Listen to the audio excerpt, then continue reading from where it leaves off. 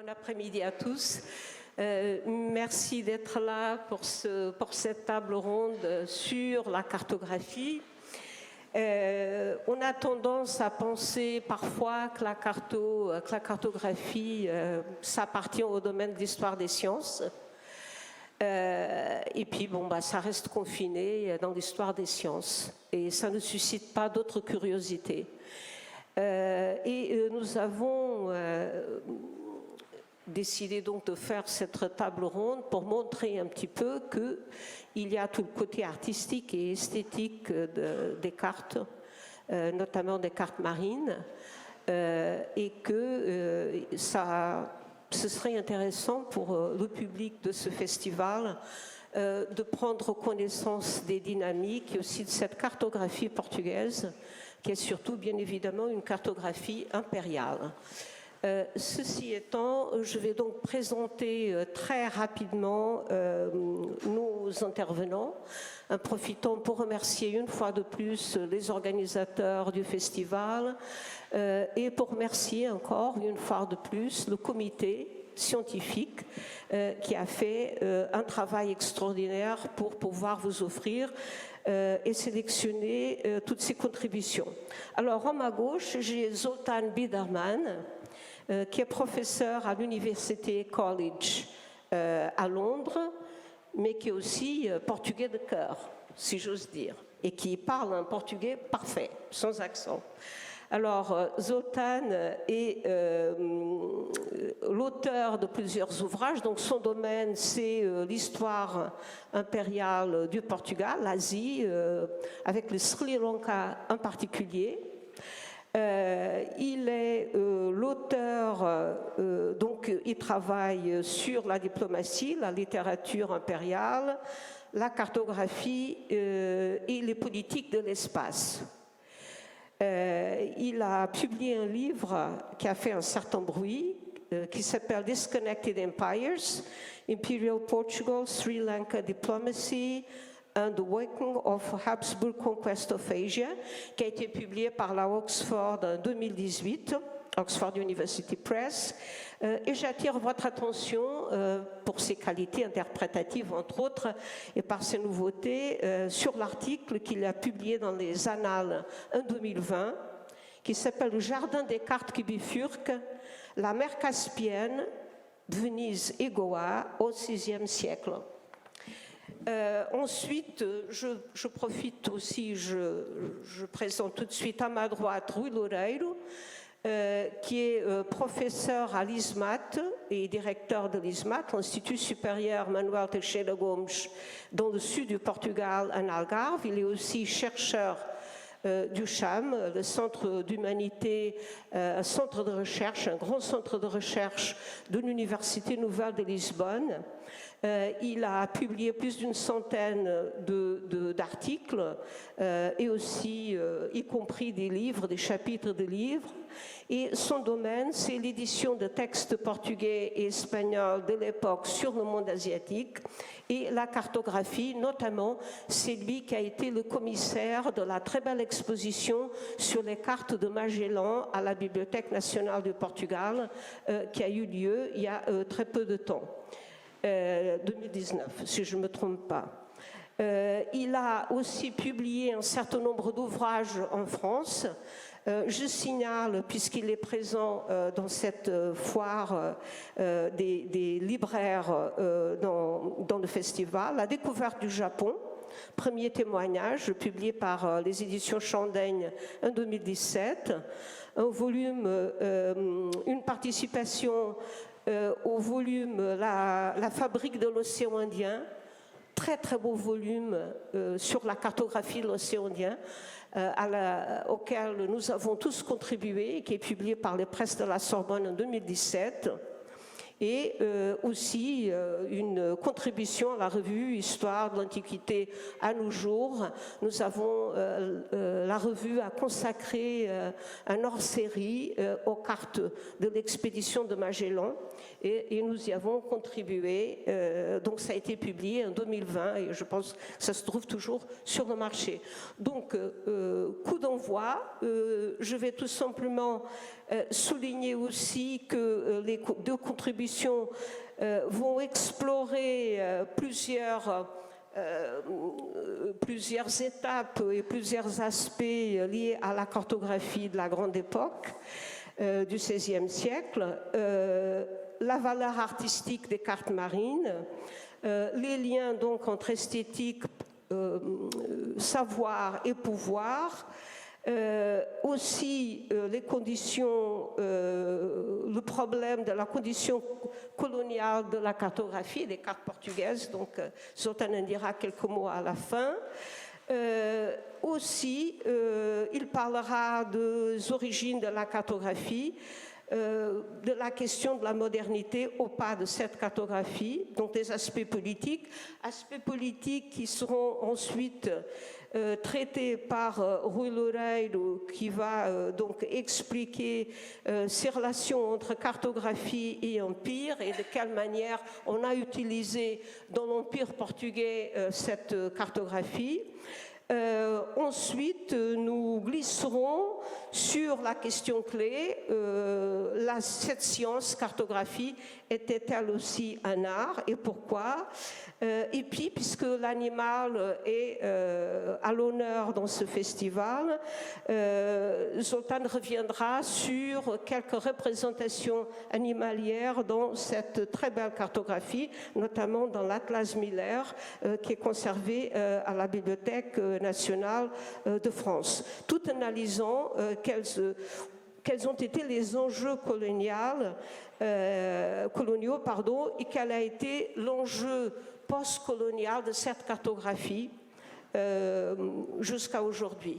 Et donc, nous allons terminer cette intervention et nous espérons avoir évidemment un débat, puisque je crois qu'il n'y a pas de contribution, il n'y a pas de table ronde après la nôtre, et donc ça nous permettra peut-être d'avoir quelques minutes de discussion sur cette question de la cartographie.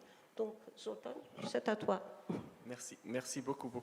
Merci Dejanira, merci Rui pour participer. Est-ce que vous m'entendez là? Je m'excuse aussi. D'accord. Je m'excuse aussi pour. Je viens tout juste de passer. Déconnecter celui-là. Bon, je ne m'excuse plus de ça. Alors. Commençons donc par les origines. La question des origines est toujours intéressante. Et en fait, c'est une question que je ne veux friser que très... D'accord. Oui. Le Portugal médiéval n'est pas une société connue pour sa grande tradition cartographique. Il faut bien le friser. Et nous ne savons pas très bien comment a commencé cette très grande tradition qui vraiment a fait que le Portugal au XVIe devienne une puissance mondiale de la cartographie et de la science cartographique, de la science nautique, de l'astronomie, des diverses technologies techniques associées à ce champ-là. On pense que c'est vers le milieu du XVe siècle, quand en fait les navigaisons ont commencé en longeant l'Afrique, la côte, le littoral de la côte, le littoral de l'Afrique occidentale, dans ce qui est aujourd'hui le sud du Maroc, le Sahara occidental, etc. C'est à cette époque-là, dans les années 1440, 50, 60, que l'élite portugaise, et en particulier le prince connu comme prince Henri le Navigateur, qui n'a jamais navigué vraiment, et qui a fait venir ou qui a trouvé une façon de faire venir des connaissances, probablement depuis la Méditerranée, possiblement depuis la Catalogne, Majorque, cette région-là, des techniciens, des gens qui savaient faire des cartes. Mais en fait, nous ne connaissons pas les détails de cette opération. Il y a une ou deux lignes dans les chroniques qui nous disent que ça s'est passé comme ça. Donc un transfert de savoir, un transfert technologique, un transfert humain aussi, donc une migration. Et comme très souvent dans l'histoire, ce sont les migrations qui sont à la base de la transaction et la transition des connaissances, des transitions épistémologiques. Donc, ça ne vaut pas trop la peine de s'allonger sur les origines au-delà de ce fait fondamental. C'est en fait un essor très, très soudain, très rapide qui se donne donc dans la deuxième moitié du XVe siècle. Les Portugais avancent sur le littoral africain, ils avancent aussi dans l'Atlantique, mais les Portugais ne sont pas les seuls se lançant dans ces eaux qui, à la sortie de la Méditerranée, se dispersent dans ce que nous appelons la Macaronésie, donc les îles de Madère, Azores, les Canaries, les îles de Cap-Vert. Il y a les Italiens qui font ça, il y a quelques Castillans, il y a les Portugais. Et c'est en continuant et en associant une persévérance des voyages et des expéditions sur l'Afrique occidentale que la cartographie, en combinant cela avec une ambition de contrôler les voyages, de comprendre comment contrôler les parcours précis de ces navigateurs, que la cartographie connaît un grand essor au Portugal. Ça commence donc dans le sud du Portugal et puis ça se transfère vers Lisbonne où l'on trouve au XVIe siècle un grand atelier royal dans le palais royal sur la rivière, sur le Tage, dans le grand palais royal du Paço da Ribeira, où il y aura un atelier cartographique royal. Et c'est donc dans ce contexte-là, finalement, que le Portugal se transforme en grande puissance de la cartographie mondiale. La question se pose peut-être sur la modernité de cette cartographie. Alors, si on se demande, est-ce que c'est une science moderne, est-ce que c'est une technologie moderne que les Portugais développent à cette époque-là, on peut dire oui et non. Comme très souvent pour l'époque moderne, tardo-médiévale moderne, nous avons des aspects de la modernité et d'autres qui sont parfaitement médiévaux. Les cartes portugaises viennent d'une tradition méditerranéenne, comme j'avais déjà fait référence. Alors, si nous observons cette très très fameuse carte, le très connu planisphère dit de Cantino, qui a été fabriqué à Lisbonne dans la deuxième moitié de 1502. Nous avons une date assez précise pour cette grande carte qui fait 2,20 m sur 1 mètre de haut et qui se trouve à Modène, en Italie. Si nous observons de près cette carte, et je fais un zooming là sur l'Europe et la Méditerranée, nous constatons qu'en fait la forme de la Méditerranée correspond parfaitement à une tradition tardo-médiévale méditerranéenne de cartes que nous connaissons comme les cartes portulanes ou cartes portulanes. Et c'est une image de la Méditerranée qui est adoptée pratiquement sans changement par les Portugais, qui l'intègrent dans leur cartographie globale. Alors, qu'est-ce que cette cartographie des portulanes? Vous avez peut-être, quelques-uns de vous auront peut-être vu cette exposition magnifique à la BNF, l'âge d'or des cartes marines, où l'on a exploré un peu les origines et le développement de ces cartes marines que les historiens de la cartographie appellent les portulans. En fait, un portulan n'est pas une carte. Un portulan, c'est une liste d'endroits, de toponymes, une liste toponymique qui donne tous les ports sur une certaine section du littoral de l'Italie, du sud de la France, de la Catalogne, etc. Et cette liste vient accompagnée d'une carte. Le moment exact où cela commence n'est pas connu. Donc nous pensons que c'est aux environs du XIIIe siècle, mais déjà c'est très ample. Et en fait, il y a beaucoup de théories sur l'origine des portulans. La théorie la plus logique, en fait, dérive du fait de la technologie de base, qui est très simple. Nous prenons un point de départ. Nous devons connaître notre direction de parcours. Et nous devons avoir la possibilité de calculer la distance que nous parcourons. Donc, point de départ, direction, distance, que l'on peut calculer par faisant un calcul de vitesse et de temps, etc. Donc, avec ces trois données, nous pouvons construire un vecteur, une flèche, en fait, qui peut se situer, peut se colloquer sur le papier. Donc nous avons point A départ et nous pouvons situer le point B par rapport au point A. C'est une cartographie de rapport entre lieux. Et en répétant cette opération des milliers de fois, on arrive à une image cartographique assez précise en fait. Si l'on a un petit instrument qui est arrivé en Europe à cette époque-là depuis la Chine, qui est la boussole. Et donc, cette cartographie, à l'origine, est une cartographie médiévale,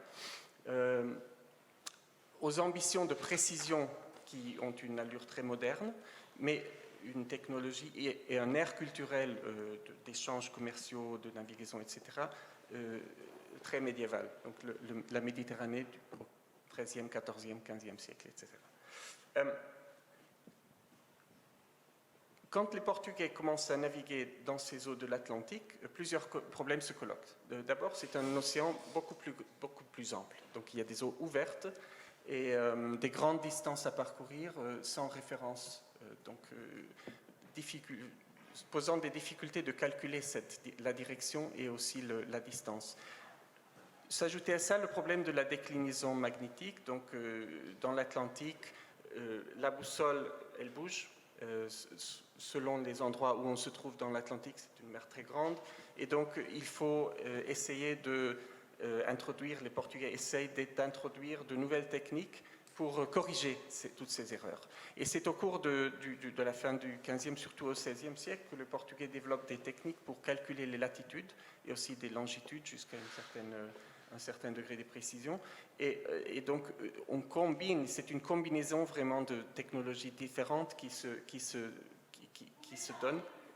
Oui, pardon, je m'excuse. Nous avons une combinaison de technologies médiévales et modernes qui transforment l'image du monde. Et en fait, cette combinaison, elle va continuer à être utilisée par les Portugais, puis les Espagnols, les Hollandais, les Anglais, les Français, jusqu'au XVIIIe siècle, quand finalement les sociétés européennes trouvent une façon de mesurer la longitude, ce qui ne se donne pas jusqu'en 1750. 59-63, donc les exploits de Harrison en Angleterre.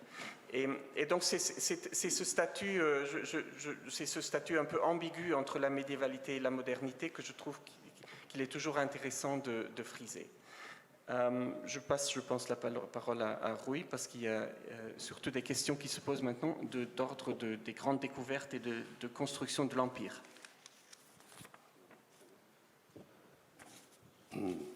Alors, bon après-midi à tous. Vous m'excuserez les fautes de mon français parce que ce n'est pas souvent que je pratique. Surtout avec les nombres, j'ai toujours des difficultés. Bon, merci déjà Nira pour la présentation.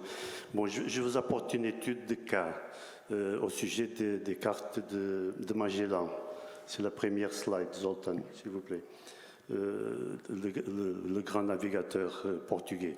Donc, au 1519, 5 petits navires quittaient le port de Séville, dans le sud de l'Espagne, sous le commandement du navigateur portugais Ferdinand de Magellan. Je crois que ça se prononce comme ça. En portugais, c'est Fernando de Magalhães. Bon, l'expédition se dirigeait vers les îles orientales d'Indonésie, les légendaires îles aux épices. Et Magellan avait présenté à la couronne espagnole le projet de naviguer vers l'archipel des Moluques par une route occidentale. C'était le projet de Christophe Colomb, en somme, évitant ainsi la route du Cap de Bonne-Espérance, qui était alors contrôlée par la couronne portugaise. Les Portugais et les Espagnols, en 1494, avaient signé le traité de Tordesilhas, et où ils avaient convenu de diviser l'océan Atlantique en deux parties, le long d'une ligne semi-méridienne qui passait à 370 lieues à l'ouest des îles du Cap-Vert. À l'ouest de cette ligne de démarcation se dressait la zone d'influence espagnole, tandis que la zone d'influence portugaise s'étendait à l'est de cette ligne. Personne ne pensait alors à ce qu'on appelle l'antiméridien, c'est-à-dire la ligne de démarcation de l'autre côté du globe. Donc, alors que les Espagnols établissaient des routes à travers l'Atlantique vers le Nouveau Monde, découvert par Christophe Colomb, les Portugais, avec le voyage de Vasco da Gama, ouvraient une voie maritime directe entre l'Europe et l'Inde. Et Magellan, membre des échelons inférieurs de la noblesse portugaise, faisait partie des nombreux Portugais qui, dans les premières années du XVIe siècle, naviguaient vers l'océan Indien et participaient à la construction de ce qu'on appellera plus tard l'Estado da Índia, c'est-à-dire l'État de l'Inde portugais. Pendant son séjour oriental de 8 ans, Magellan a accumulé une expérience précieuse en tant que marin, voyageant à plusieurs reprises à travers l'océan Indien et dans les mers du sud de Chine, en tant que guerrier, participant à de nombreuses campagnes militaires, aussi en tant que chef d'homme, car nous le retrouvons plus d'une fois au poste de commandement. Mais il a également, pendant sa période orientale, recueilli une grande quantité d'informations sur le monde asiatique et a probablement mis la main sur d'importantes descriptions géographiques et cartographiques qui étaient en train d'être préparées par d'autres Portugais avec qui il a côtoyé, comme Tomé Pires, l'auteur de la célèbre Suma orientale, ou Francisco Rodrigues, l'auteur des premières cartes de l'archipel indonésien qui se trouve à la Bibliothèque nationale de France. Il revint au Portugal en possession d'une expertise inestimable sur les questions orientales en 1513. À Lisbonne, Magellan tentait également de recueillir des informations géographiques et cartographiques. Un chroniqueur portugais de l'époque écrivait plus tard que Magellan, et je cite, « il avait toujours affaire à des pilotes et à des cartes marines ».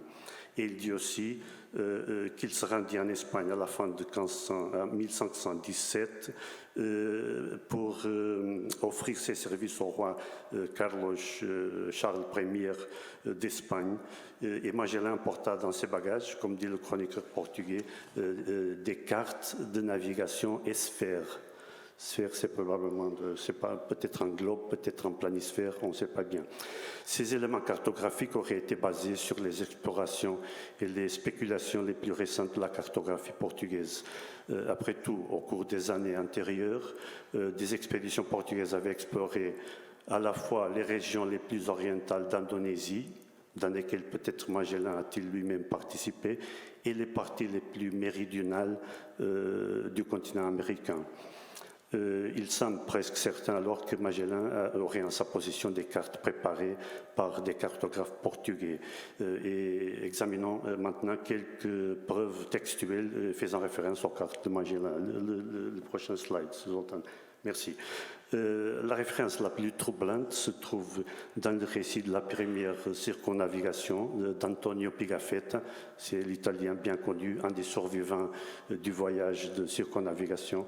La relation du voyageur italien fut publiée à Paris entre 1526 et 1536, on n'est pas sûr, dans une traduction française condensée.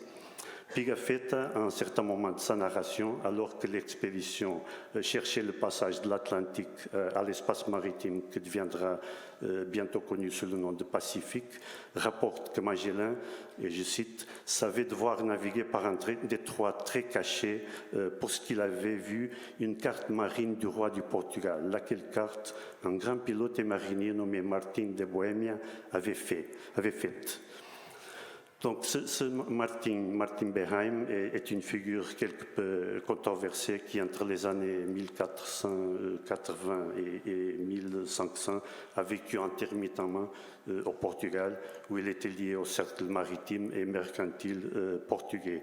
Il a collaboré à la conception du célèbre globe datant de 1492, qui est associé à son nom, le globe de Behaim. et qui existe toujours à Nuremberg. Mais comme d'autres productions cartographiques Behem ne sont pas connues, il est difficile d'accepter l'affirmation d'Antonio Pigafetta. Est-ce que le voyageur italien, qui est habituellement un informateur plutôt fiable, se référait à un spécimen cartographique aujourd'hui perdu, effectivement produit par Behem pendant ses années de résidence au Portugal? Pigafetta a certainement reçu l'information qu'il transmet dans son rapport de Magellan lui-même, puisqu'ils ont voyagé sur le même navire pendant de nombreux mois. Ainsi, il semble difficile d'attribuer à une erreur ou à une advertence la mention de l'allemand. Plusieurs chroniqueurs espagnols, et le prochain slide s'il vous plaît, plusieurs chroniqueurs espagnols ultérieurs reprennent la référence de Pigafetta. Le dominicain Bartolomé de las Casas, par exemple, qui en 1518 rencontra Magellan à Valladolid. Il écrira plus tard que le navigateur portugais avait vu les cartes marines dans Martin de Bohémia, grand pilote et cosmographe, qui se trouvait dans le trésor du roi du Portugal. Il copiait le récit de Pigafetta, bien sûr. Mais il ajouta que Magellan, afin de convaincre Charles Ier de la justesse de ses idées cosmographiques, avait apporté avec lui du Portugal un globe bien peint dans lequel toute la Terre était représentée. Et là, il indiqua la route qu'il devait emprunter, sauf que, exprès, il avait laissé un espace vide dans la région du détroit, afin que personne ne le sache. Donc, est-ce que Pigafetta aurait-il fait une erreur dans le nom du cartographe? Et peut-être il voulait mentionner un autre slide, s'il vous plaît. Peut-être il voulait faire référence à notre Martin Waldseemüller. Ce cartographe allemand venait de dessiner sa monumentale carte MapMonde, sa monumentale MapMonde, où le nom d'América est inscrit pour la première fois en hommage au navigateur italien Amerigo Vespucci. Le grand planisphère de 1507 a été publié à Saint-Dié-des-Vosges, près de Strasbourg, un tirage de 1000 exemplaires. Et il est fort probable que l'un de ces exemplaires soit arrivé à la cour du roi Manuel Ier du Portugal. Et cela pourrait être la carte du monde qui était en possession du monarque portugais, à laquelle un certain nombre de récits du XVIe siècle font allusion, Pigafetta et aussi d'autres auteurs.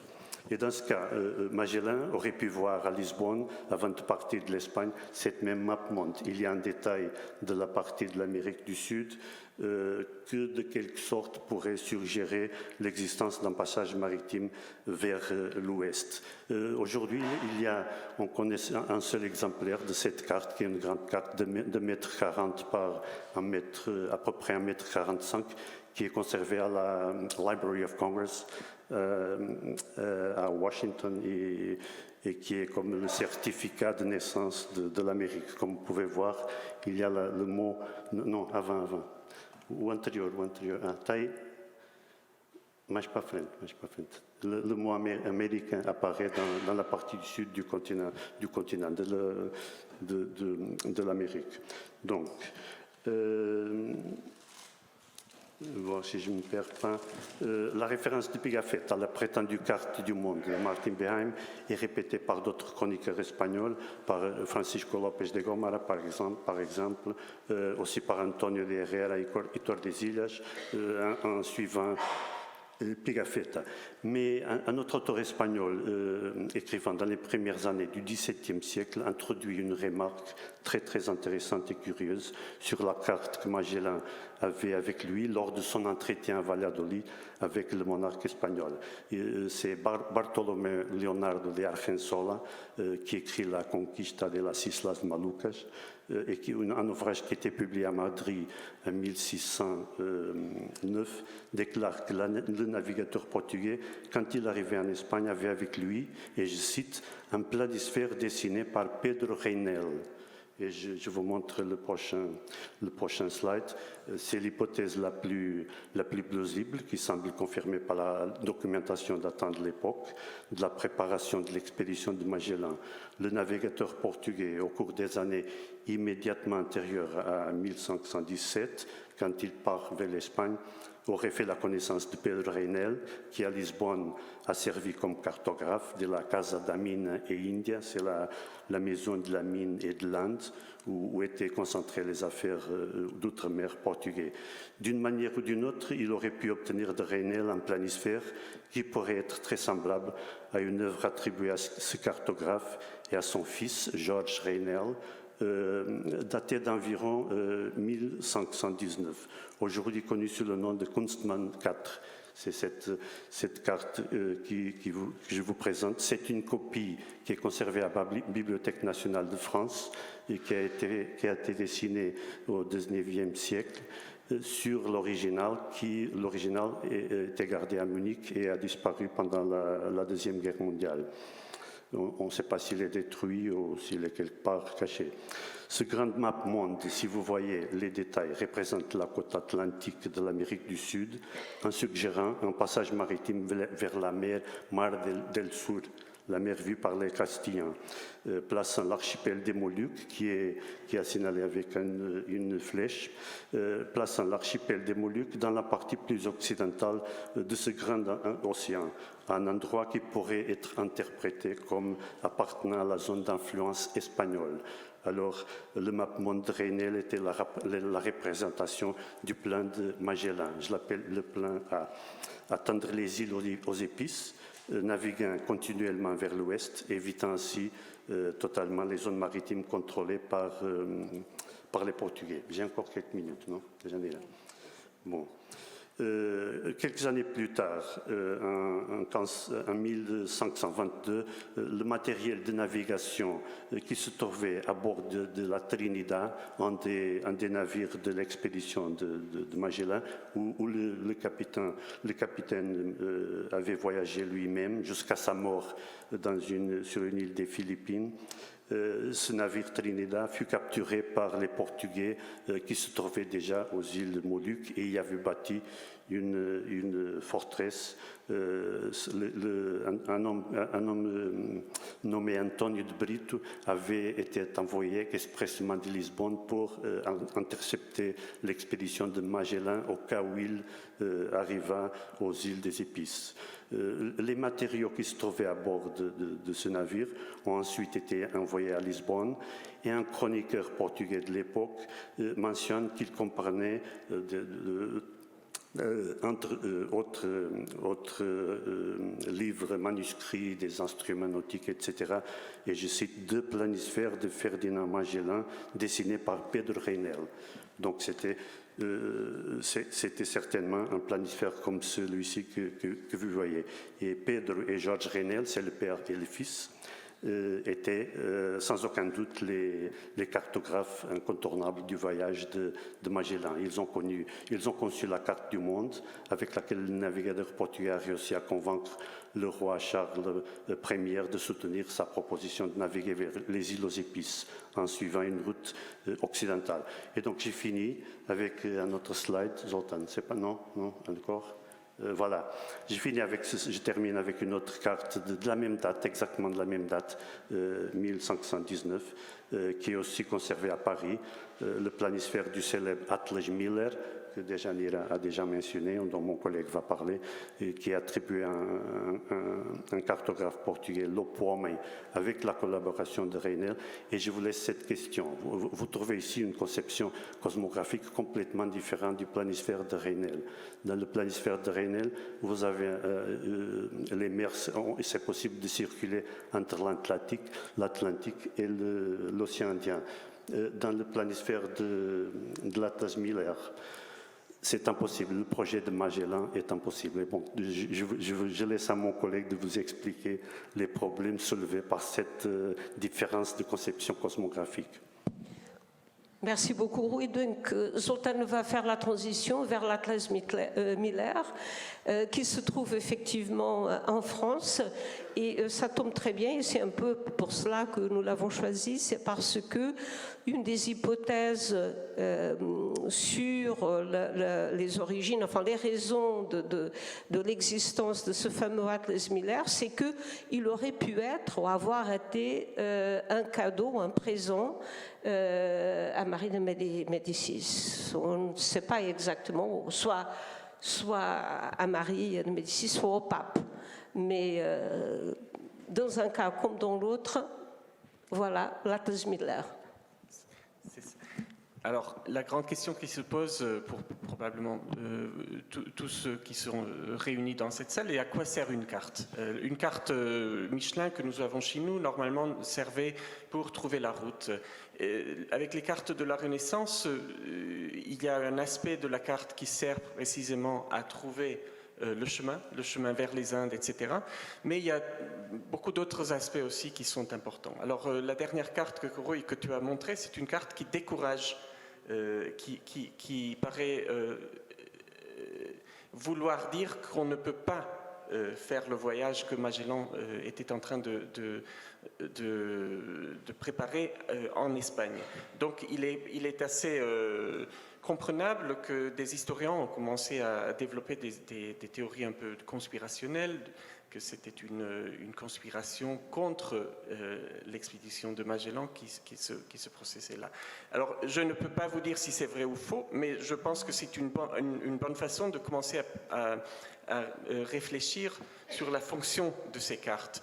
Vous aurez aussi remarqué que les cartes sont souvent splendides, mais pas toujours. En fait, il y a des cartes qui sont très sobres. Alors, l'objet de base, la carte de base qui serait utilisée sur les bateaux, et nous savons à présent que oui, les cartes étaient utilisées sur des bateaux. Il y a eu un certain moment où les théories postmodernes stipulaient que peut-être ces cartes n'avaient jamais été utilisées. Donc, elles étaient utilisées sur les bateaux. Sur le bateau, on n'avait pas besoin de ce genre de détails autour de la carte ou de ce genre de détails que nous voyons, par exemple, ici sur la carte. Alors, pourquoi tellement de cartes qui ont survécu dans les archives, dans les bibliothèques, dans les grandes collections, sont-elles des cartes aussi riches en détails que celles-ci ? C'est évidemment parce que ce sont des cartes d'apparat, ce sont des cartes où la beauté et la capacité du mécène de produire non seulement un objet technique, mais un objet d'art, un objet qui coûte de l'argent et qui a des valeurs artistiques, esthétiques, est très important.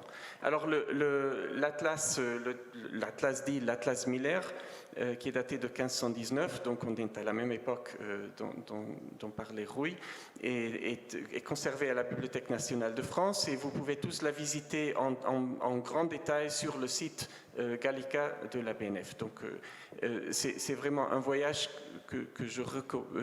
qui vaut la peine de faire. Sur ces cartes, on trouve de nombreux détails. Et alors là, vous voyez déjà que les noms des auteurs il y en a plusieurs. Alors il y a 3 cartographes qui ont travaillé sur cet objet, Lopo Homem, Pedro et Georges Reynel, et puis un miniaturiste, un artiste venu du nord de l'Europe, Antonio de Holanda, dont le fils est connu, est un théoricien de l'art très connu, Francisco de Holanda.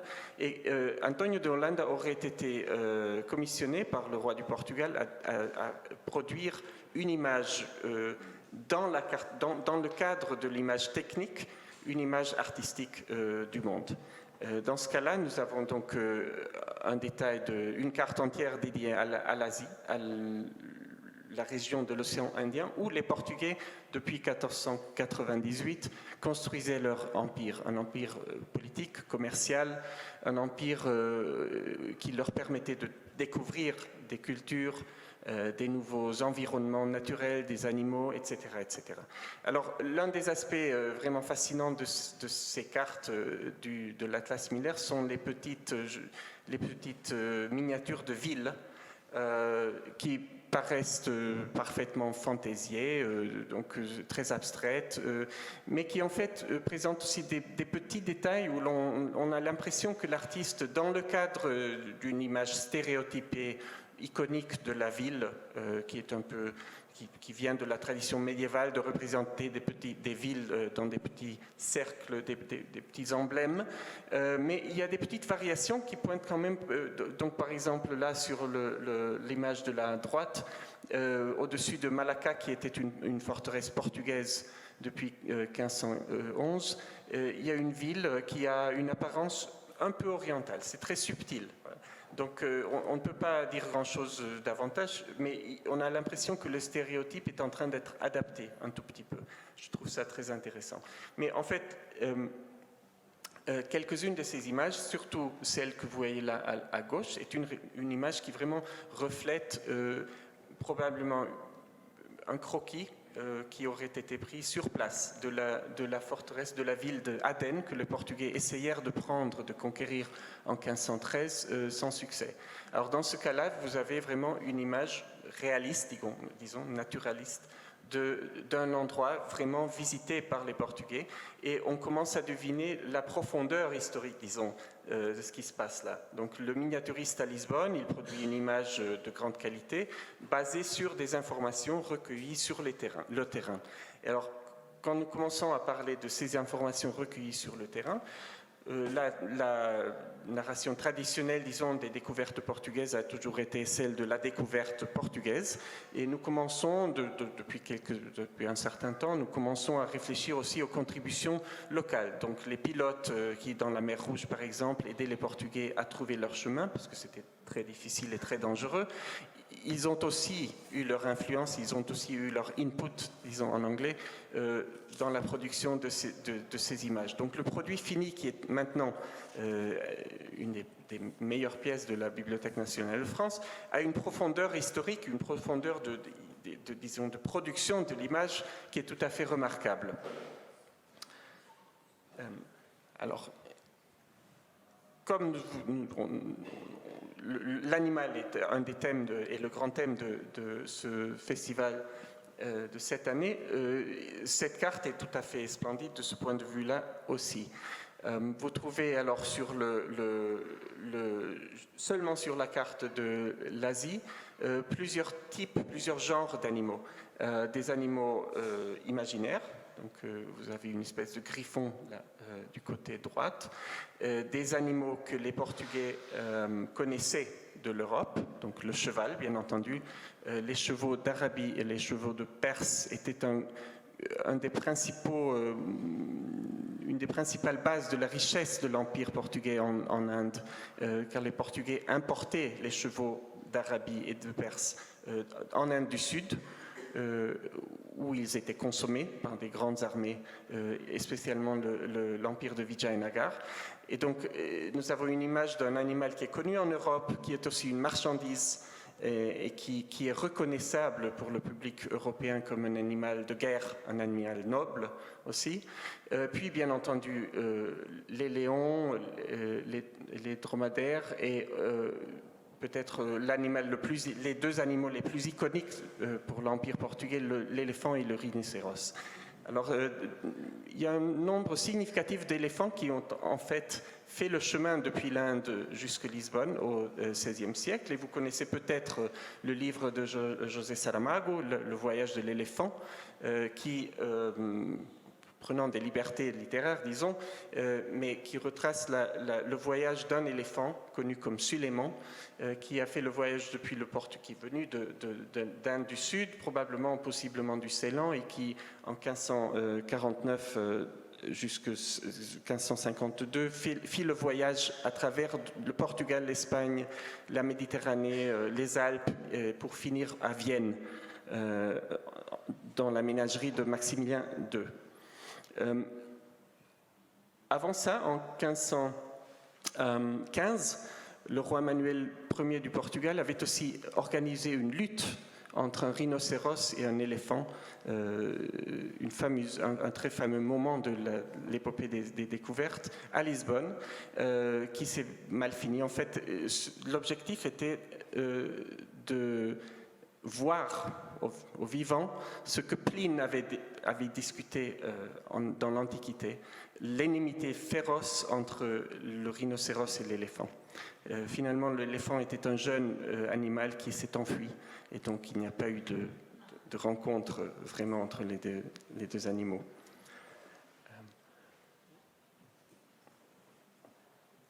Alors peut-être que c'est un bon moment pour faire un peu le rapprochement entre la question des animaux et aussi la question des connaissances, et puis la question de l'ethnographie et de l'humanité à la Renaissance. Dans l'Atlas Miller, nous trouvons une carte de très grande qualité de ce qui est... vous reconnaissez peut-être le Brésil qui se construit, qui commence à se construire pendant ces années, qui est bien entendu qu'une petite succession d'endroits côtiers que les Portugais connaissent, où les Portugais vont acheter certains produits locaux pour les revendre en Europe, et les Français essayent de faire la même chose depuis cette époque-ci. Et sur cette carte, nous voyons un grand nombre d'animaux. Il y a probablement des haras, hein, donc, et puis des singes et des êtres humains. Alors, bien évidemment, l'épopée portugaise des grandes découvertes est une épopée de découverte, disons, d'une humanité que l'on ne connaissait pas encore en Europe à l'époque. Et surtout, pour le Nouveau Monde, bien entendu, ces tribus Tupi, Tupinamba, Tupiniquim n'étaient pas connues, bien entendu, du public européen.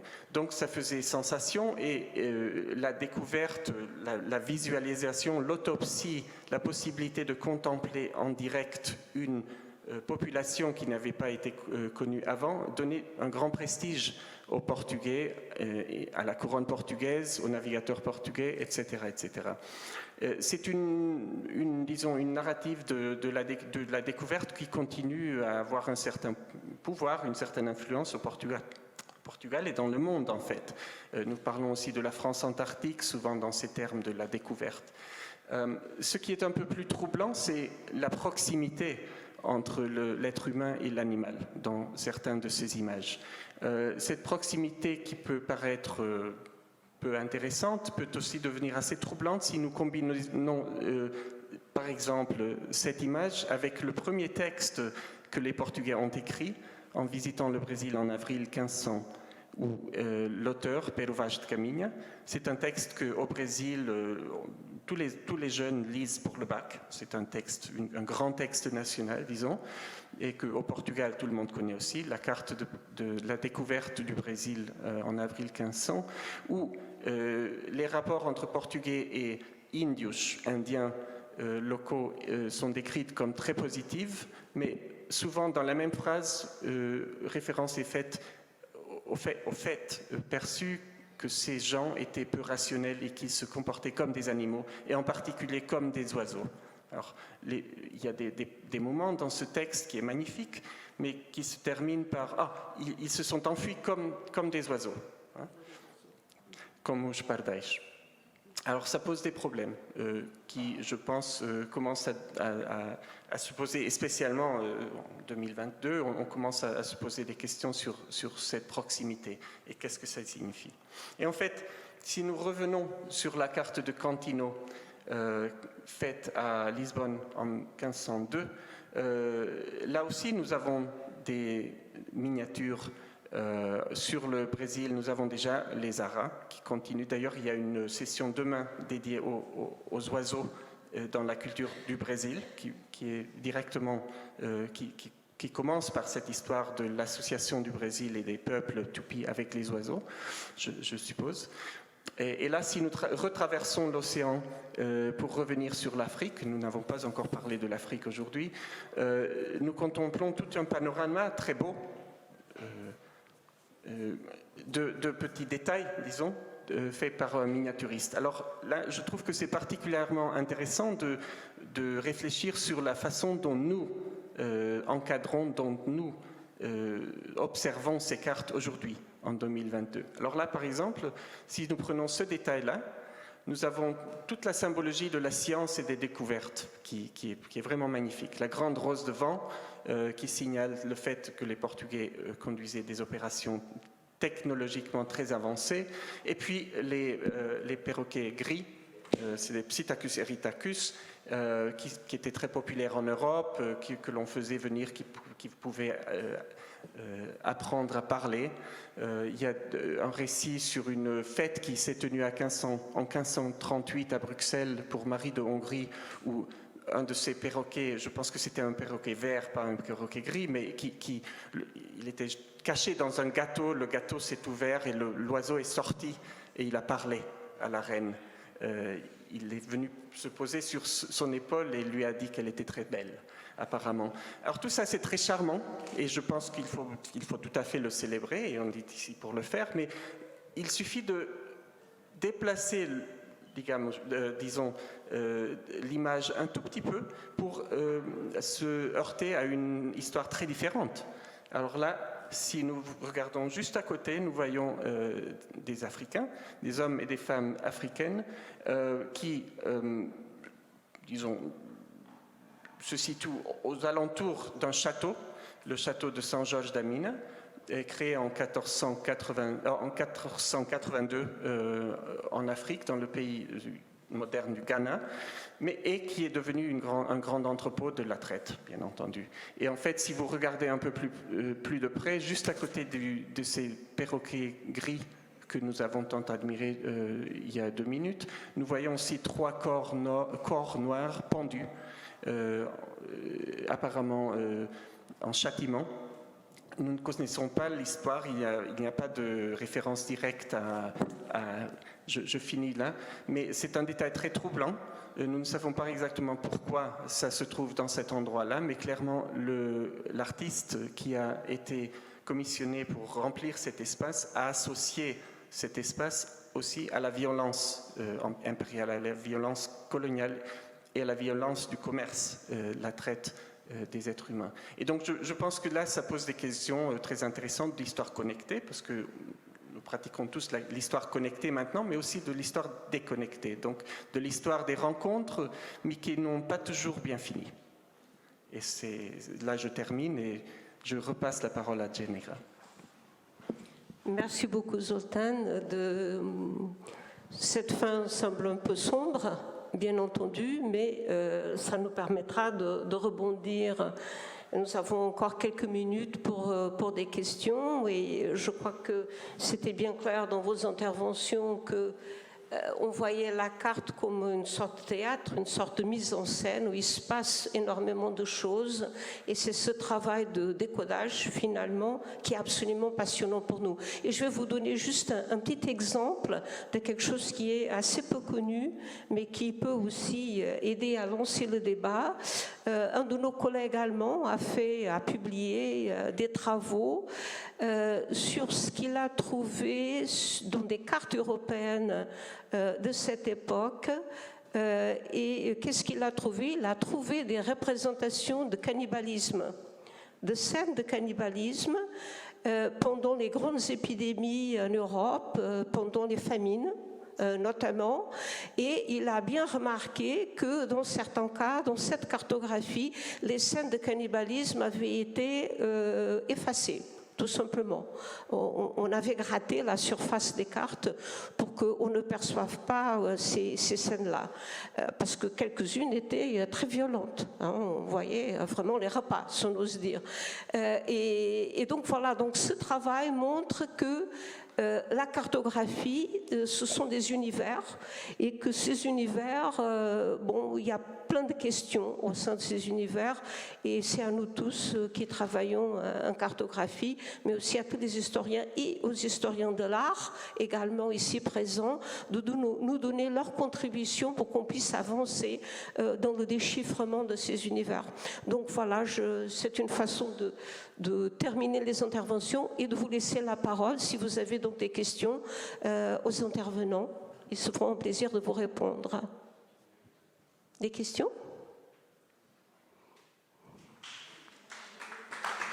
Merci beaucoup.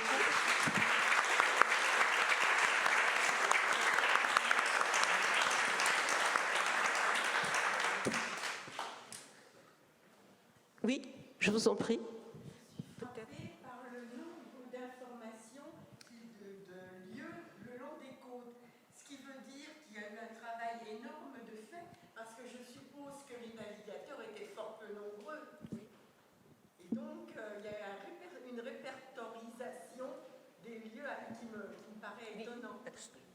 richesse extraordinaire. Est-ce qu'il y a eu des travaux? Est-ce que ces noms existent encore? Est-ce qu'ils ont disparu? Alors c'est une question fascinante parce qu'effectivement, l'exploration de ces côtes, bien connues des Africains bien entendu, mais l'exploration par les Portugais a procédé d'une année à la prochaine et on avançait très systématiquement, on a essayé de faire, disons, l'archive de ces voyages et d'établir exactement les lieux, de leur donner des noms. Ou alors de trouver leurs noms locaux.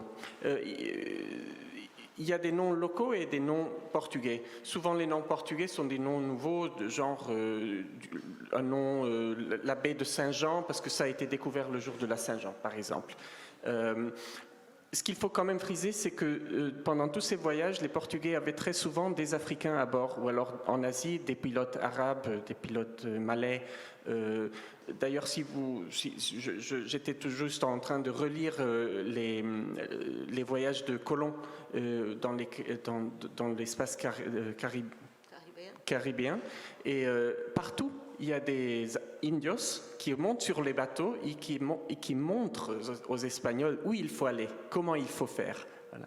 Donc ça, c'est tout à fait remarquable aussi. C'est vraiment une histoire de coopération, de la découverte et aussi d'une attraction par les populations locales. Et peut-être que je peux juste ajouter quelque chose, c'est que les Portugais aussi, lors de ces premières navigations, avaient l'habitude de laisser à terre ce qu'on appelle les lançados, c'est-à-dire littéralement ceux qui sont jetés dans la nature.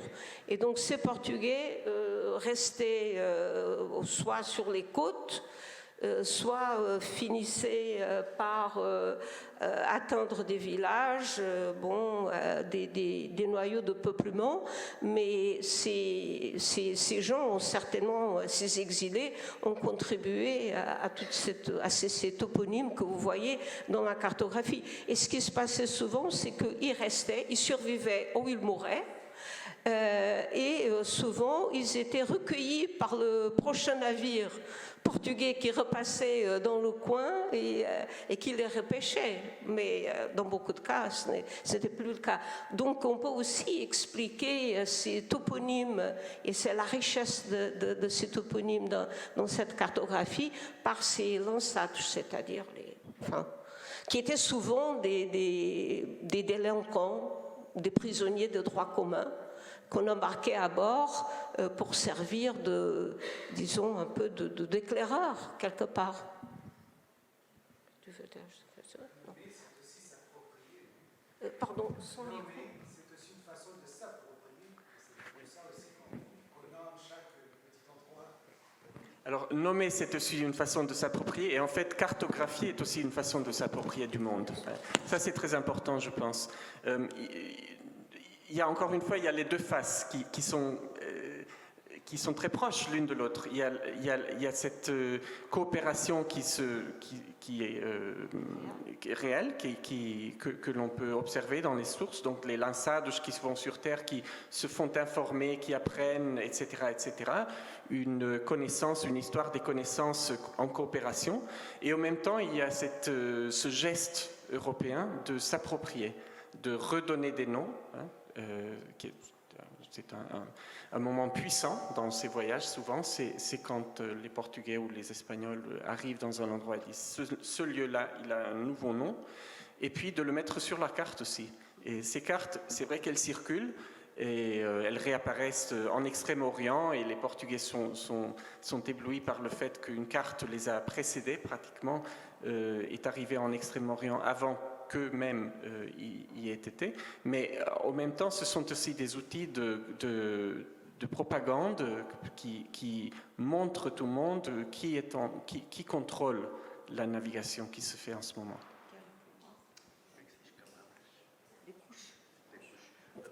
Peut-être je peux ajouter quelque chose. Nous avons parlé dans certains types de cartographie, mais il y a plusieurs types de cartes qui sont utilisées par par les Portugais, les Espagnols, etc. Il y a les cartes pratiques qui sont utilisées sur les navires et qui, malheureusement, je crois qu'elles sont toutes détruites. Elles étaient détruites quand elles cessaient d'être utiles parce que chaque année, elles étaient renouvelées avec de nouveaux toponymes. Alors, le travail toponymique est peut-être un reflet de cette première couche cartographique. C'est la cartographie des hommes pratiques qui y vont chaque année. Et ça, le Cantino, la carte de Cantino reflète au moins 70 ans d'exploration de la côte africaine. Et il y a les historiens portugais et brésiliens ont étudié bien et essayé d'identifier tous les toponymes de l'Afrique, je crois, à Teixeira da Mota, et du Brésil. Il y a un grand livre du Vicomte de Lagoa sur les toponymes de Cantino de la côte brésilienne. Et après, il y a une autre cartographie par exemple, la carte de Reynel que je vous ai montrée, que c'est une carte afin de discuter la politique, la stratégie. Et il y a une troisième couche, c'est ça, un troisième type de carte, c'est la carte de luxe pour offrir un prince, un roi ou une princesse, comme l'Atlas Miller qui peut-être été offert, c'est une des thèses maintenant, à Léonore d'Autriche, qui était la femme de Manuel Ier, et après elle est mariée avec François Ier de France. Et peut-être elle a apporté l'Atlas Miller à Fontainebleau. Maintenant, je ne sais pas, je rigole. Il y a un historien qui est déjà mort, il avait 97 ans, je crois, appelé José Hermano Saraiva, qui était le plus grand popularisateur, on peut utiliser cette expression, diffuseur de l'histoire au Portugal. Pendant des années, il avait des programmes à la télévision. Alors, il allait dans une ville, il racontait une histoire, mais toujours il situait les événements dans cette ville. Vous savez, Colomb, il a passé ici exactement. Et moi, je fais un peu le même avec l'Atlas Miller. Est-ce que nous avons d'autres questions? Non? Ah oui, si. À cette époque, quels étaient leurs outils de navigation? Est-ce que le sextant, la boussole et le chronographe étaient déjà en recherche ou présents, ou pratiqués? Ou est-ce qu'ils étaient... Alors la boussole, oui, l'astrolabe. Par contre, le grand problème, c'était l'absence de chronographe. Il n'y avait pas de façon de mesurer le temps de façon précise, continue, pendant ces grands voyages. Et donc ça a posé problème jusqu'au XVIIIe siècle. C'est vraiment avec Harrison, la révolution, le 4e chronographe de Harrison en 1759, qui est à Greenwich, que ça a changé. Parce que jusque-là, c'était impossible de mesurer le temps. Sans pouvoir mesurer le temps, vous ne pouvez pas mesurer la longitude. Donc, tout le reste, ça devient très technique. Il y a des travaux très intéressants récemment au Portugal qui se sont publiés en partie dans la grande revue d'histoire de la cartographie, Imago Mundi. Si ça vous intéresse, nous pouvons vous indiquer des lectures sur ce champ-là. Je crois qu'il y avait encore une dernière question, peut-être, pour qu'on reste... Pardon, oui.